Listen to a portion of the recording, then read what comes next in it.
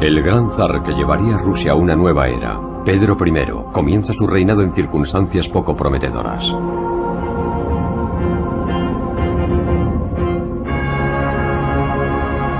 Coronado como corregente, es obligado a compartir la corona. La doble coronación ha sido promovida por su ambiciosa hermana de padre, Sofía Romanova, quien tras dar un golpe de estado, coloca un títere al lado de Pedro. Su hermano Iván, parcialmente ciego y disminuido psíquico. Los zares hermanos comparten incluso un trono doble. Sofía hizo construir un trono doble con una pequeña puerta detrás del respaldo. Así ella podía susurrar lo que debían decir o contestar.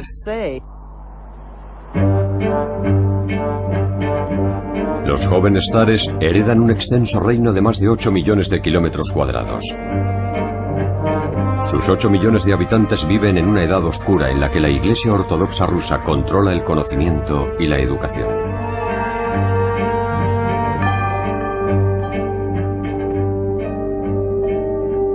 Fuera de sus fronteras, en toda Europa, se abre una nueva era volcada en la ciencia y la exploración.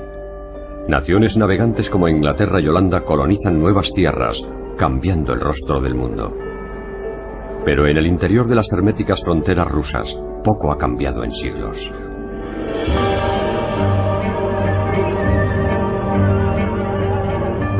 Rusia no había vivido el Renacimiento, la Reforma Protestante o la Revolución Científica del siglo XVII.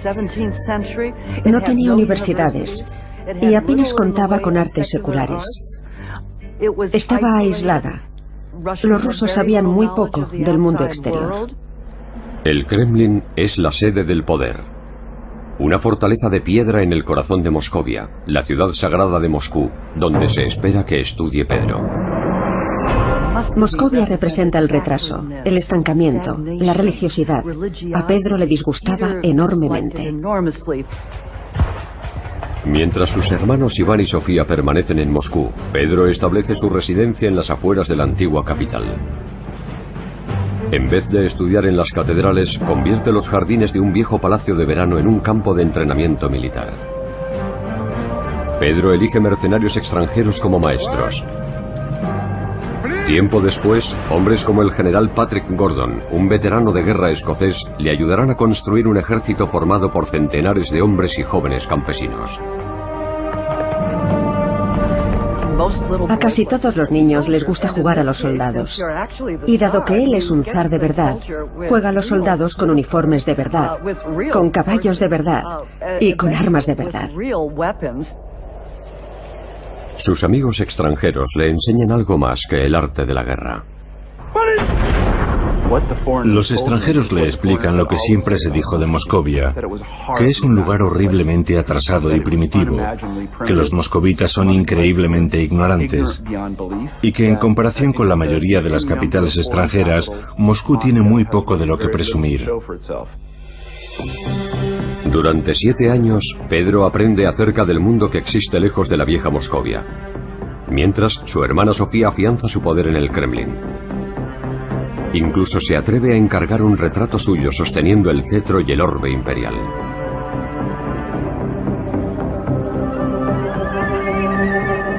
A los 17 años, Pedro, que ya mide más de 2 metros, comprende que debe eliminar a Sofía antes de que ésta le arrebate el trono para siempre.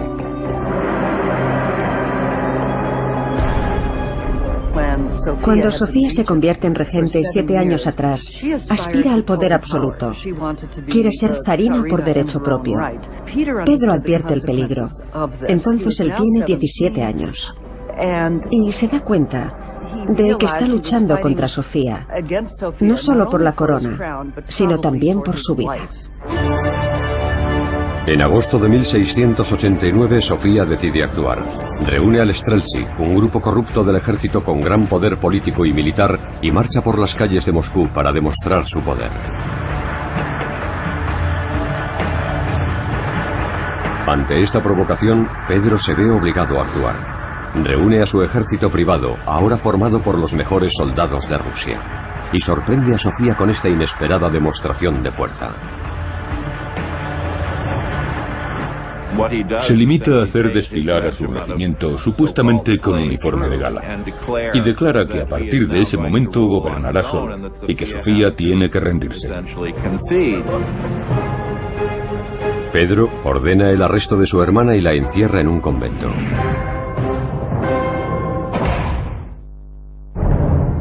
Pocos meses después, en 1690, el zar Pedro tiene un hijo, Alexis el Zarevich, diminutivo en ruso de zar.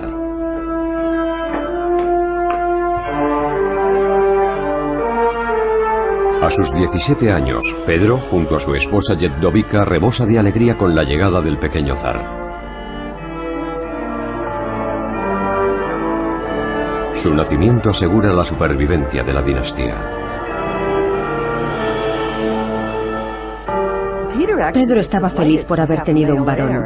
Para eso había cumplido con sus obligaciones con Yevdovika. Pero las cosas comienzan a complicarse muy pronto. Era un matrimonio concertado. Él no lo había organizado y piensa, como de todo lo que no organiza él mismo, que de alguna forma es una farsa. Fue un matrimonio desgraciado, porque Pedro despreciaba la forma de vida moscovita, odiaba el Kremlin, y su esposa era un producto de todo eso.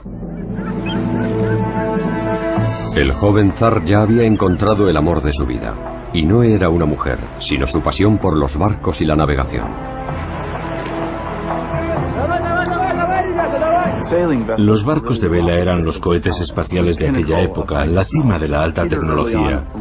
Pedro, como muchos adolescentes, sueña con construir barcos y navegar, y está dispuesto a hacer realidad su sueño, construir naves que recorran los océanos. Eso es lo que él quiere. Las potencias occidentales han amasado fortunas con sus flotas y ahora dominan el mundo. Y eso es lo que el zar Pedro quiere hacer por Rusia.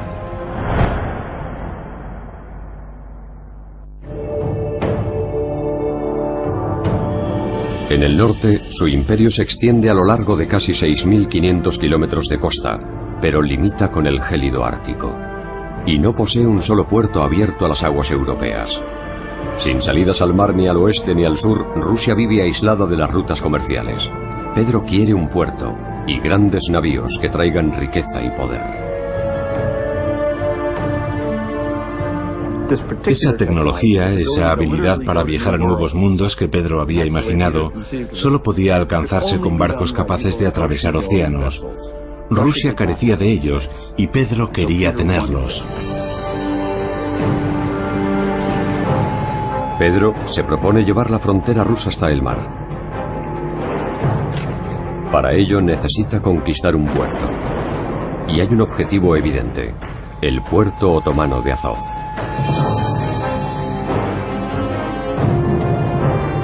Un puerto allí abriría un pasillo hasta el Mediterráneo y las riquezas de Europa. Pero el Mar Negro y la costa que lo rodea pertenecen al imperio más poderoso de la región: los turcos otomanos. Los otomanos dominan el mar y las rutas comerciales desde hace más de 3 siglos. Ahora Pedro quiere un trozo del pastel. En 1695 el zar lanza su cruzada. Su ejército avanza por tierra y ataca la fortaleza de Azov. Pero los barcos otomanos representan una ventaja decisiva.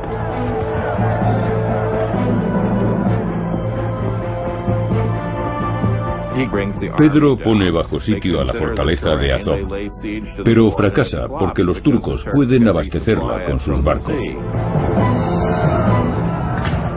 Los turcos rechazan al ejército ruso. Él nunca habría dicho: lo habéis hecho muy bien, muchachos, pasemos a otra cosa. Pedro siempre diría: vamos a redoblar nuestros esfuerzos, a hacer las cosas de forma completamente diferente. Atacar por tierra fue un terrible error. Pero Pedro ha tomado una decisión y si no puede conquistar Azov por tierra, lo hará desde el mar.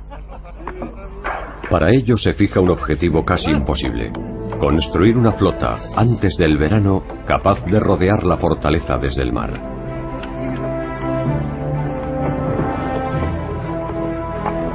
Y recluta a casi 30.000 hombres para que trabajen en sus astilleros.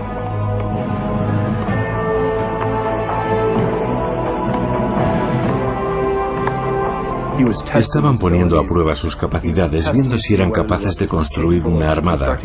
No necesitaba alcanzar la cima de la tecnología naval, solo construir algo que flotara y que llevara cañones a bordo, para asegurarse de que los turcos no pudieran abastecer la ciudad por mar. En plena fiebre constructora muere Iván, el corregente de Pedro. Todas las miradas se vuelven hacia Pedro, el futuro zar de Rusia. En tan solo 5 meses, en la primavera de 1696, Pedro tiene lista su flota de guerra.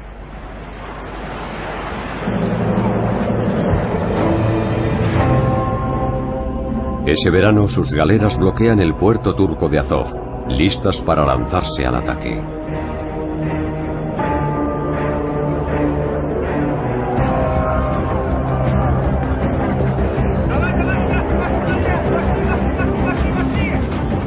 Pedro da un ultimátum a los turcos. Deben elegir entre la rendición y la muerte. Los turcos se niegan a rendirse.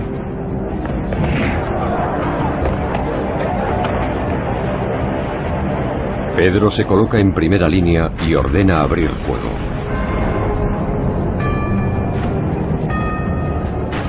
Sus fuerzas bombardean el puerto durante mes y medio. Su flota impide que las naves otomanas abastezcan a sus tropas. Finalmente, los turcos entregan Azov.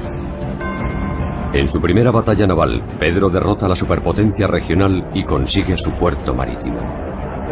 Es una gran victoria. Ya no se trata de un juego militar en las afueras de Moscú. Ha conseguido crear una flota y poner en jaque a una potencia mundial en una batalla que finalmente ganó él. La victoria de Azov es una victoria incompleta. Sí, ha conquistado el puerto y ha ganado una salida al Mar Negro, pero no puede acceder al Mediterráneo, porque el poderoso Imperio Otomano no va a permitírselo.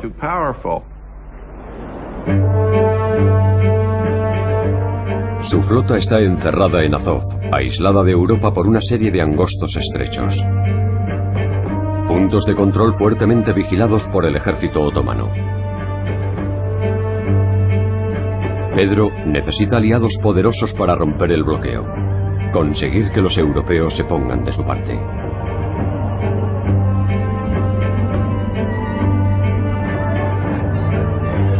En marzo de 1697, Pedro anuncia una gira por Europa. Visitará las capitales europeas para conseguir apoyos para su campaña. También quiere ver lo que hacen Occidente y los occidentales. Pedro tiene dos objetivos. El primero es crear una gran coalición contra los turcos otomanos, pero también quiere familiarizarse con la tecnología extranjera. Ver cómo viven los países europeos modernos. Desafiando a la vieja guardia que desconfía del mundo exterior, Pedro parte para conocer Occidente. El gran viaje es bautizado como la Gran Embajada. La decisión de Pedro de embarcarse en la Gran Embajada por Europa es un momento crucial en la historia del Estado ruso. Formaba parte de la tradición moscovita que el zar nunca saliera de Rusia. Con la Gran Embajada, Pedro pone fin al aislacionismo y también a la xenofobia, que habían formado parte y definido la forma de vida moscovita. Explorando la Europa del Renacimiento, Pedro lo estudia todo, desde la construcción naval a la cirugía. Pero el zar no tiene tiempo para ceremonias reales. Incluso intenta escapar de la pompa y la ceremonia viajando de incógnito, vestido como un humilde carpintero. Tenemos a un zar de más de 2 metros, un gigante, que insiste en viajar con un grupo de enanos para acentuar su altura. La idea de viajar de incógnito es realmente ridícula. Y por supuesto, todos los reyes de Europa saben que el zar de Rusia está de visita. Todo está organizado de antemano por varios monarcas, pero él dice, al diablo. Yo quiero estar con la gente trabajadora, gente que sepa que es nuevo y que no lo es. No me interesan esas ridículas ceremonias. Pedro bebía cantidades formidables de alcohol y se hacía rodear de gente que bebía cantidades formidables de alcohol. Los reyes de Europa estaban realmente horrorizados por el hecho de que los rusos no usaran cuchillo y tenedor, y de que bebieran hasta la locura, y se comportaran como bárbaros cuando estaban en Europa. En julio de 1698, en Viena, el emperador de Austria da la bienvenida a Pedro y su alborotadora compañía. Pero 1600 kilómetros al nordeste, en Moscú, estalla una revuelta. La nobleza está harta de las escapadas del zar. Los Streltsy, la vieja guardia contraria a las reformas, le advierten de que un verdadero zar debe conocer su país y no moverse de Moscú.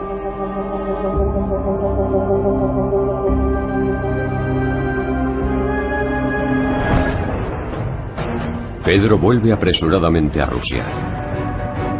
Pero con más de 1500 kilómetros por recorrer, solo puede confiar en que sus aliados en Moscú actúen a tiempo.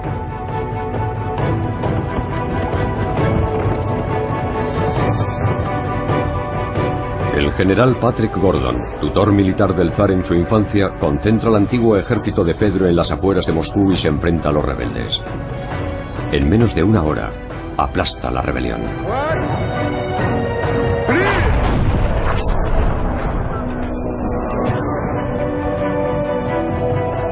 Pero para Pedro, esta revuelta es algo más que una simple traición. Su objetivo será purgar todo lo que represente a la vieja Rusia.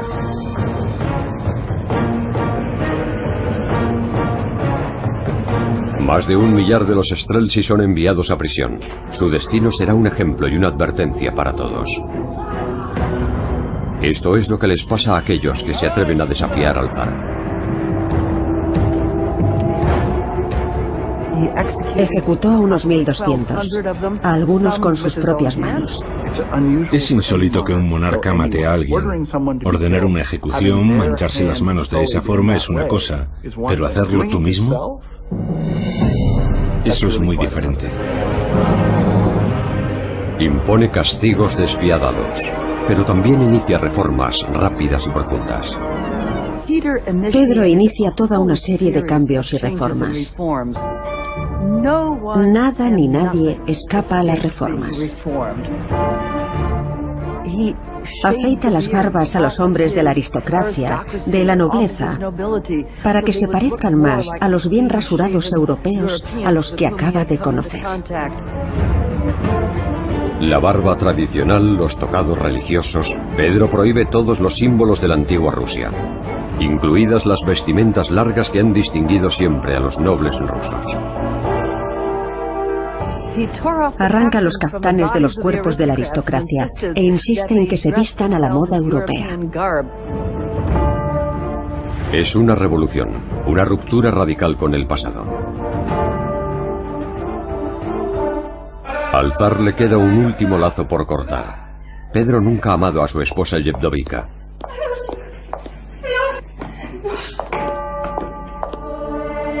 Comparada con las sofisticadas mujeres occidentales, ella le avergüenza con sus antiguas costumbres. Pedro la condena a vivir en un convento. Liberado de su desgraciado matrimonio, dirige su atención a un problema acuciante: la necesidad de un puerto para acceder a Europa occidental y al resto del mundo. El puerto de Azov permanece aislado por los estrechos en poder de los turcos. Las naves otomanas forman un muro impenetrable. Pero a 1600 kilómetros al norte, solo una fina barrera se interpone entre Rusia y el mar Báltico. Una estrecha franja de tierra en poder de un viejo enemigo.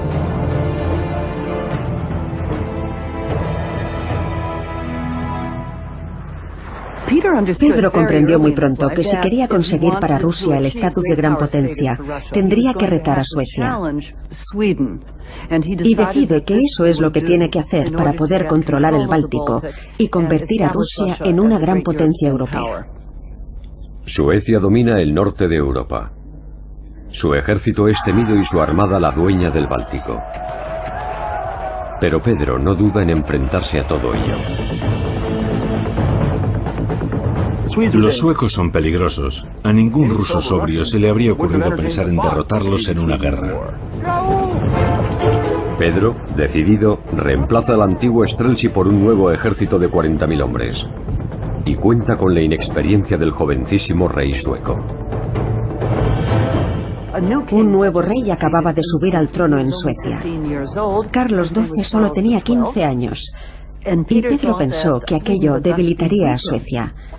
No contaba con que aquel chico resultaría ser un genio militar. En septiembre de 1700, Pedro lanza su ataque. Las tropas del zar sitian la piedra angular de los suecos en el Báltico, la fortaleza de Narva. Los rusos rodean la fortaleza, impidiendo la llegada de los suministros vitales. Durante 2 meses, las tropas de Pedro aguardan a que los aislados suecos se rindan. Pero el rey Carlos no piensa en rendirse y lanza un ataque sorpresa. Para Carlos, la diplomacia fue siempre la segunda opción. La primera era la guerra, y estaba decidido a derrotar a Pedro.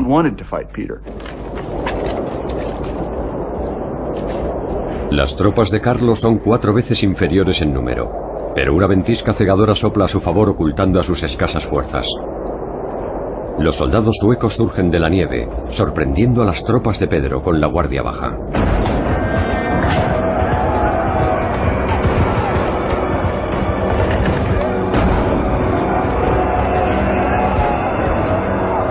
El pánico se apodera del ejército ruso y sus soldados huyen en desbandada.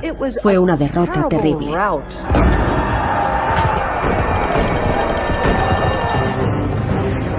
El gran plan de Pedro para controlar el Báltico parece haber terminado. El ejército ruso está destrozado, y para el rey Carlos, Moscú es el próximo objetivo. Pero la fácil victoria de Narva convence al rey sueco de que los rusos nunca serán una verdadera amenaza. Así que decide enfrentarse a Polonia, el aliado más poderoso del zar. Puede que Carlos XII fuera un genio militar. Sin embargo, cometió un grave error. Carlos decidió que Rusia era demasiado débil para molestarse con ella, y en su lugar cayó en la telaraña de Polonia, ignorando a Rusia durante los siguientes 10 años. El error del rey sueco al desaprovechar su ventaja proporciona una segunda oportunidad al zar. El gran constructor del imperio ruso regresará para luchar de nuevo. Tras la aplastante derrota a manos de los suecos al intentar conquistar el puerto de Narva, Pedro se vuelca en la reconstrucción de su maltrecho ejército. Para ello cuenta con un rico recurso natural, la vasta población rusa. Pedro dedica todo su tiempo a reconstruir su ejército y año tras año realiza incursiones limitadas en territorio sueco para que sus hombres ganen experiencia. En el ejército de Pedro los reclutas deben servir un mínimo de 25 años. Vidas y haciendas son sacrificadas por toda Rusia para pagar el nuevo ejército del zar. Pedro insistía en que todos los recursos de Rusia se dedicaran a la creación de un ejército moderno. Todo valía, desde fundir las campanas de las iglesias para hacer armas, hasta poner impuestos sobre las botas y los féretros para financiar al ejército. Tras su fracaso en Narva, Pedro cambia de táctica. Derrota a los suecos en pequeñas batallas por toda la región báltica, mermando sus fuerzas y agotando sus recursos.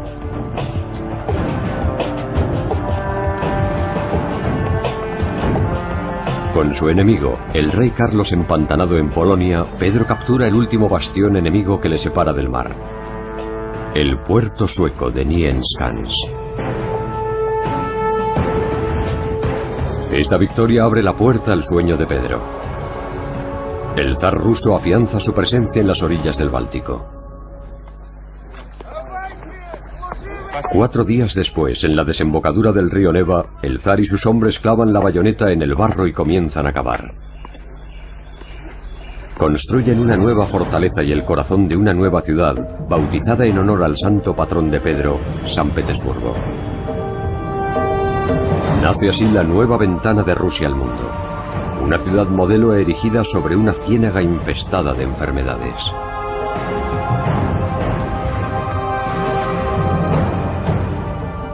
Fue la ventana de Pedro hacia Europa, el centro de su imperio.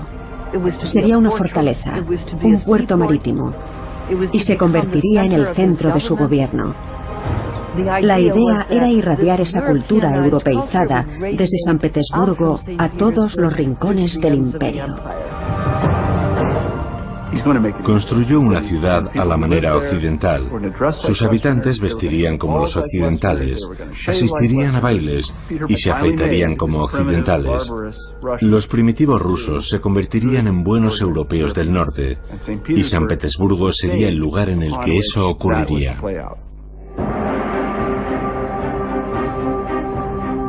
El zar dedica todos los recursos a construir su nueva obra maestra. Pero la ciudad modelo de Pedro desangra al país tanto en materiales como en mano de obra. Esta agitación sacude violentamente a un soldado, a Alexis, el hijo de 18 años del zar. Aferrado al pasado y al recuerdo de su madre moscovita, Alexis representa todo aquello que Pedro quiere cambiar. Alexis se siente más en casa en Moscú. En realidad desprecia San Petersburgo. Desprecia a la marina, desprecia al ejército y también las políticas pro-occidentales de su padre. Su resistencia aviva el deseo de su padre de cambiar a su hijo. Pedro piensa que el futuro de Rusia depende de que consiga convertir a su hijo en un hombre moderno. Pedro llama repetidamente a su lado a Alexis y le propone distintas tareas. Y lo prepara, o hace que lo preparen, para que tenga la formación necesaria para ocupar algún día el lugar de su padre. Alexis no muestra ningún interés por todo eso. Piensa que es aburrido y desagradable, y se limita a obedecer las órdenes, nada más. En 1708, el zar encomienda a su renuente aprendiz una misión militar vital: defender la ciudad sagrada de Moscú de una invasión.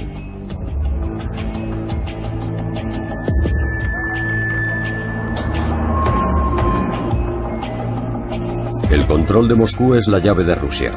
Alexis lo sabe, su padre lo sabe, y también el genio militar de la época. Carlos XII, el rey guerrero de Suecia.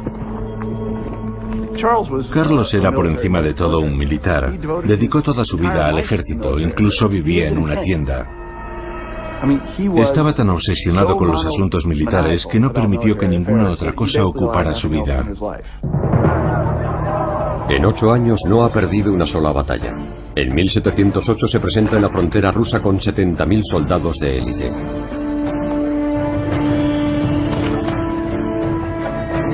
Tras la aplastante victoria sobre Rusia 8 años antes, el sueco se prepara para dar otra lección al zar. Pero en esta ocasión sus tropas han soportado un largo y duro invierno. El peor que se recuerda. El 17 de junio de 1709, Carlos pasa revista a sus tropas. Ha ganado todas las batallas importantes sin sufrir una sola herida, tan solo una pierna rota. Pero hoy su suerte termina.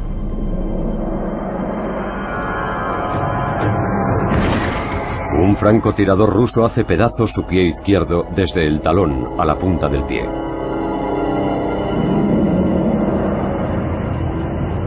Diez días después se enfrenta a la batalla más importante de su vida atrapado en una camilla. Y lo que es peor, sus agotadas tropas están en inferioridad de 2-1. Los rusos juegan en campo propio y se enfrentan a un ejército diezmado. El 28 de junio, en la batalla de Poltava, la infantería del zar rechaza el ataque enemigo. Los suecos comienzan a tambalearse. A mediodía se baten en retirada. Lo que pasó en Poltava fue que los suecos estaban muy lejos de sus bases de suministros y estaban exhaustos.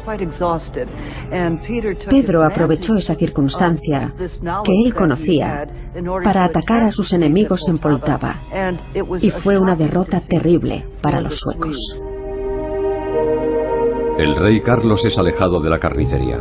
Su invencible ejército yace en el campo de batalla. La supremacía sueca ha terminado. Esta derrota dejó muy claro que Rusia había ganado la Gran Guerra del Norte. Fue una auténtica conmoción para Suecia y su rey, pero también para el resto de Europa. Todos comprendieron que había un nuevo y poderoso miembro en la familia de las naciones europeas. La victoria de Poltava cambia el equilibrio de poder en Europa. Con una cabeza de playa por fin segura, el siguiente objetivo de Pedro demostraría ser un reto mucho más duro: asegurar su legado, convirtiendo a su hijo en un digno sucesor. Era un joven que no había mostrado interés por nada, salvo en rememorar los antiguos tiempos y el clásico estilo de vida moscovita. Y Pedro estaba empezando a perder la paciencia con Alexis. En el otoño de 1711, Pedro prueba una nueva táctica para modernizar a Alexis: casarlo con una mujer occidental. Lo que hizo Pedro fue casarlo, para que madurara, para prepararlo para las responsabilidades de la corona. La novia, Charlotte, procede de la provincia alemana de Brunswick-Wolfenbüttel. Su noble familia está emparentada tanto con la realeza austríaca como con la británica. El zar Pedro establece así una alianza entre la nueva Rusia y dos grandes potencias occidentales. Y si el matrimonio no consigue hacer cambiar a Alexis, Pedro tiene otra opción: engendrar un nuevo heredero con su nueva esposa.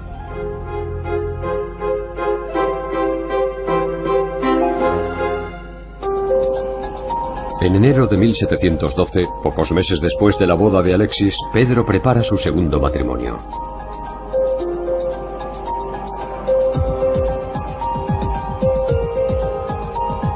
Su prometida, Marta Skabronska, es una campesina de la región báltica a la que conoció en los campamentos del ejército durante los primeros días de la guerra con Suecia.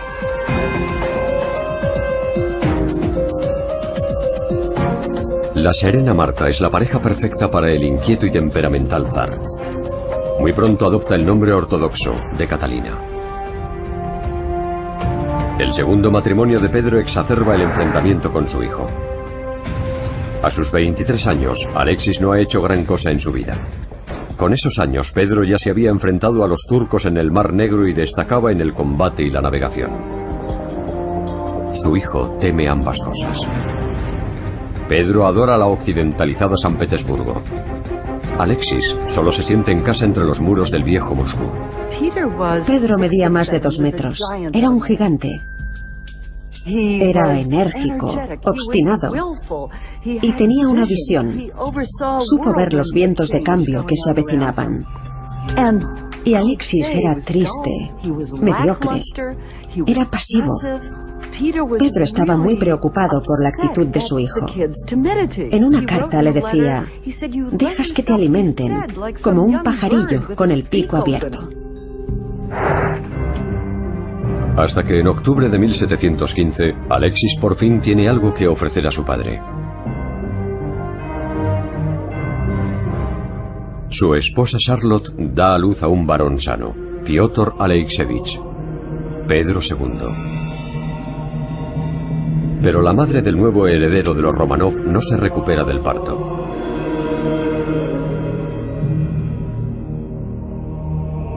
Cuatro días después del nacimiento de su hijo, Charlotte muere. La muerte de Charlotte, elegida por el zar como nuera, conduce a Pedro y a Alexis a un punto de ruptura. Durante el funeral de Charlotte, el zar da un ultimátum a su hijo. Si no demuestras ser digno, declara, te privaré de la sucesión y te cercenaré como a un miembro gangrenado.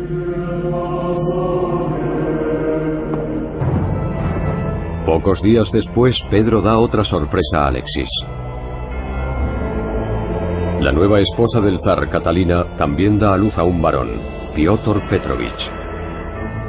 De repente, el zarevich Alexis tiene dos rivales por el trono de su padre, su propio hijo y su nuevo hermano.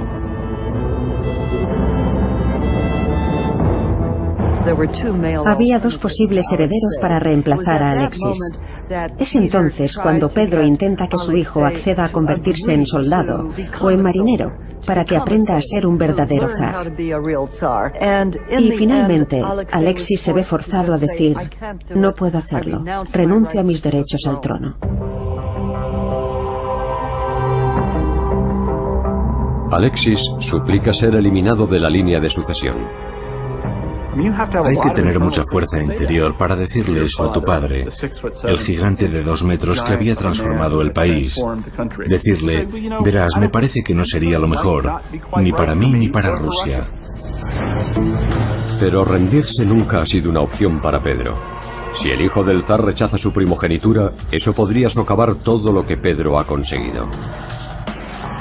Intentó convertirlo en un pequeño soberano y no funcionó. Alexis dijo: no me interesa. Pedro no podía concebirlo. En agosto de 1716, Alexis sucumbe ante la presión y huye. Incapaz de satisfacer las exigencias de su padre, el príncipe abandona Rusia.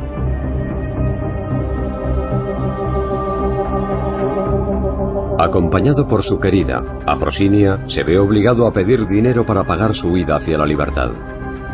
Uno de sus pocos amigos le advierte: si tu padre intenta persuadirte de que vuelvas, no lo hagas.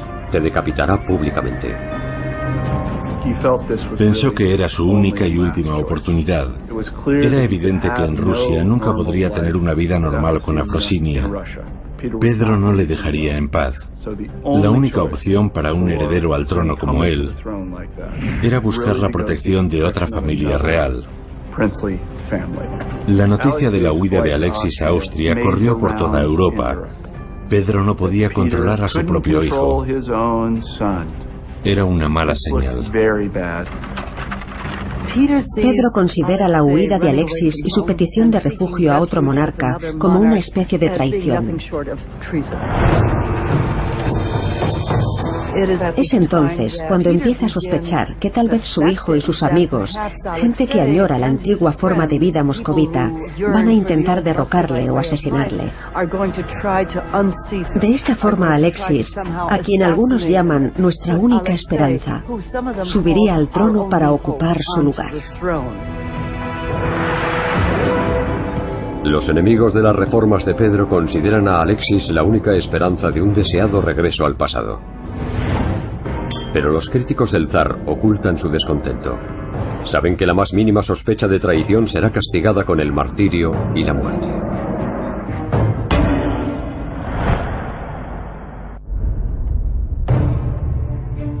Un año después de su huida, Alexis y su querida viajan de Austria a Italia.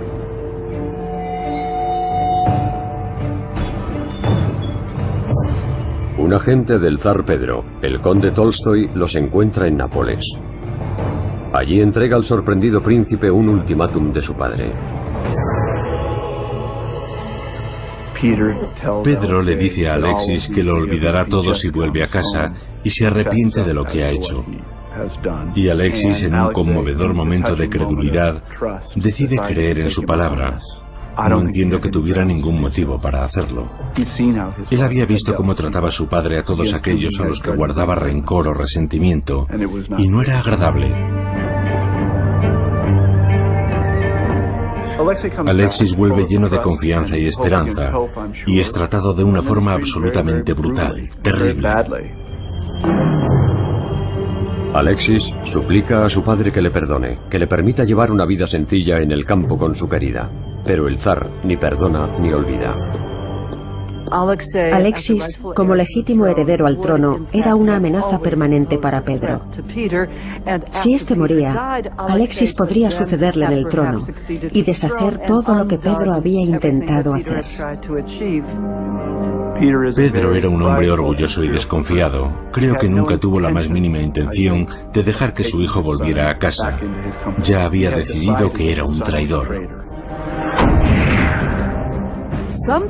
Algunas voces comentaron que mientras estaba en la corte del emperador de Austria, Alexis había intentado reunir un ejército para invadir Rusia, derrocar a su padre y hacerse con el trono. Así que Alexis no era simplemente un cobarde que huía. Tras suplicar un ejército al emperador de Austria, incluso había pedido ayuda al peor enemigo de Pedro, el rey sueco Carlos XII.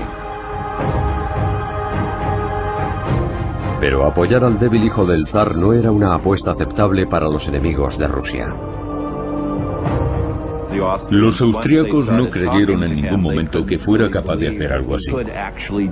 El primer ministro le dijo al emperador austríaco: esta persona no es capaz de hacer ninguna de las cosas que intenta que acordemos.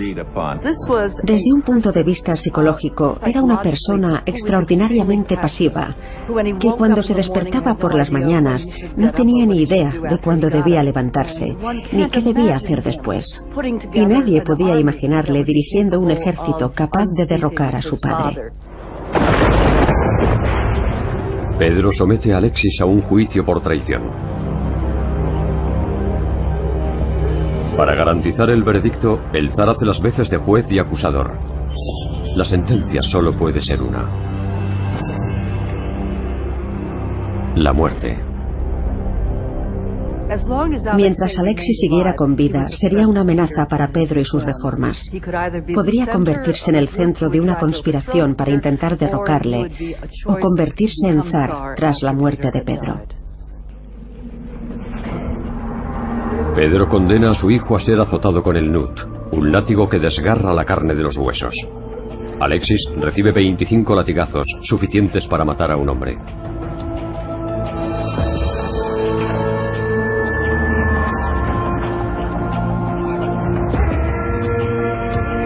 Cinco días después se enfrenta a otra sesión de tortura.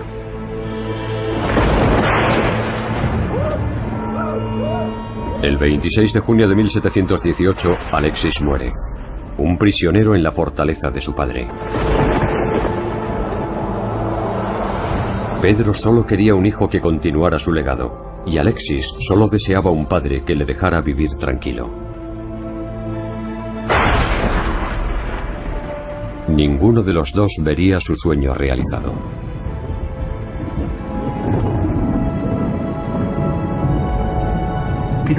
Pedro no puede dejar de considerar a Alexis como un fracasado, alguien que nunca cambiará, alguien que tiene que ser eliminado, que tiene que ser aplastado. Aquello fue una tragedia, una gran tragedia, porque Pedro se vio obligado a elegir entre su hijo y la modernización de Rusia. Fue una especie de metáfora para toda Rusia. Ninguno de vosotros quería ser arrastrado al siglo XVIII, ni que lo convirtiera en un buen europeo del norte. Y especialmente mi propio hijo no quería. 10 meses después de la muerte de Alexis, el legado de Pedro sufre otro duro golpe. Su único hijo vivo, Piotr Petrovich, muere a los 3 años de edad. La dinastía Romanov ya no tiene un heredero varón. Enero de 1725. A los 53 años, Pedro yace en su propio lecho de muerte. El zar reformista de Rusia ha alcanzado el destino que él tanto temía. Muere sin nombrar un sucesor para su imperio.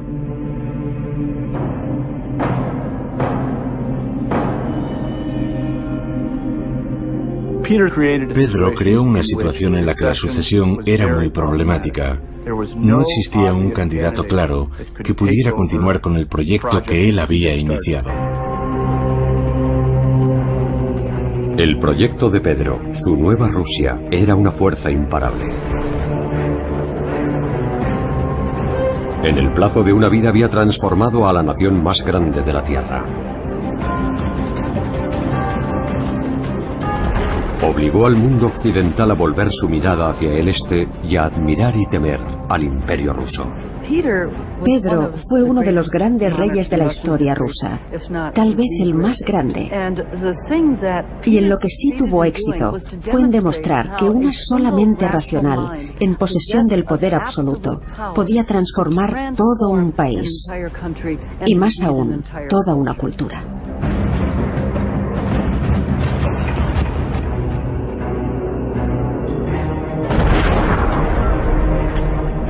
Pedro el Grande sacó a Rusia de su pasado medieval y la catapultó a un vibrante y poderoso futuro. Fue el padre de una nueva Rusia.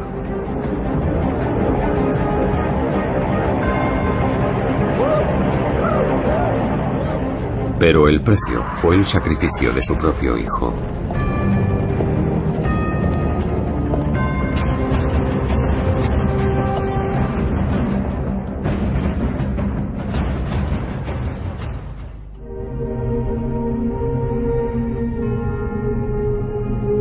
Para demostrar su poder.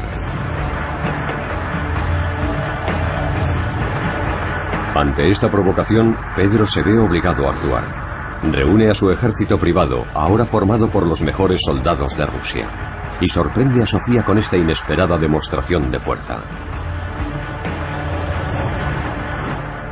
Se limita a hacer desfilar a su regimiento supuestamente con uniforme de gala y declara que a partir de ese momento gobernará solo y que Sofía tiene que rendirse.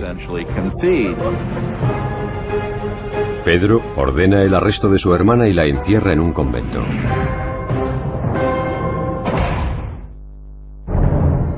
Pocos meses después, en 1690, el zar Pedro tiene un hijo, Alexis el Zarevich, diminutivo en ruso de zar.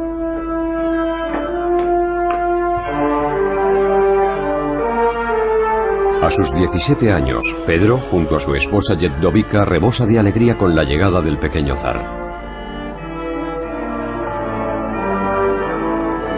Su nacimiento asegura la supervivencia de la dinastía, en la que la Iglesia Ortodoxa rusa controla el conocimiento y la educación.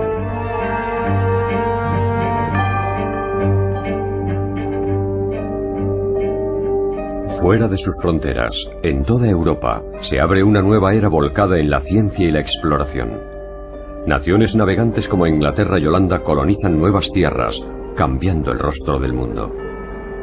Pero en el interior de las herméticas fronteras rusas, poco ha cambiado en siglos.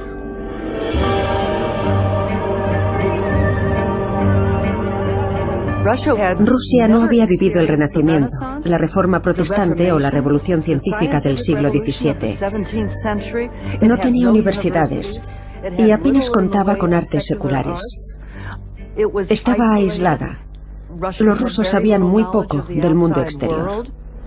El Kremlin es la sede del poder. Una fortaleza de piedra en el corazón de Moscovia, la ciudad sagrada de Moscú, donde se espera que estudie Pedro.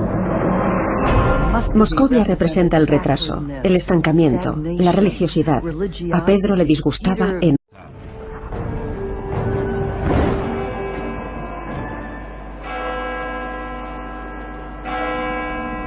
El gran zar que llevaría a Rusia a una nueva era, Pedro I, comienza su reinado en circunstancias poco prometedoras.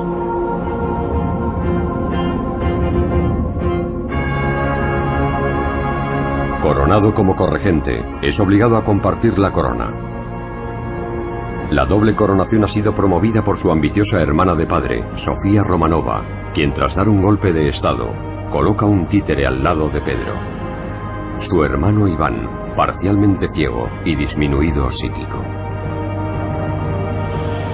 Los zares hermanos comparten incluso un trono doble.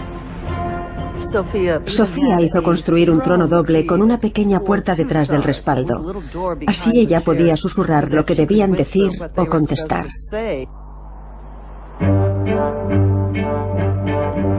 Los jóvenes zares heredan un extenso reino de más de 8 millones de kilómetros cuadrados. Sus 8 millones de habitantes viven en una edad oscura. Moscú tiene muy poco de lo que presumir.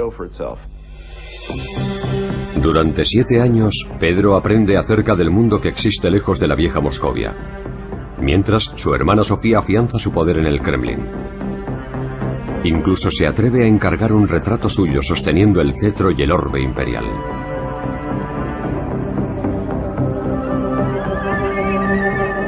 A los 17 años, Pedro, que ya mide más de 2 metros, comprende que debe eliminar a Sofía antes de que ésta le arrebate el trono para siempre.